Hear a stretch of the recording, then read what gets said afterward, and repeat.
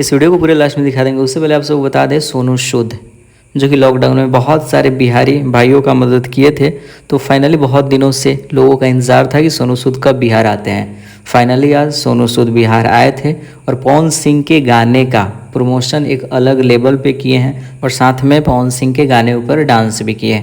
वहाँ पे 2-3 गाना भोजपुरी बजा, जिसमें सिर्फ और सिर्फ पवन सिंह का ही गाना ज़्यादा बज रहा था। एक बार लॉलीपॉप बजा और जो गाना रिलीज़ हुआ था उसको बजाया गया, और बाकी किसी भी भोजपुरी सिंगर का गाना उस जगह पे नहीं बजा।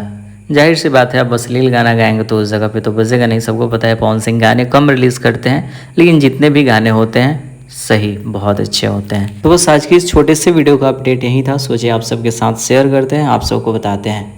और बहुत सारे सवाल किए गए पवन सिंह को लेकर, इंटरनेट पे बहुत सारा क्लिप वायरल हो रहा है, आप सब चाहें तो देख सकते हैं। आज के इस वीडियो का अपडेट यहीं तक, शेयर कर दीजिए। मिलते हैं किसी नए वीडियो के साथ।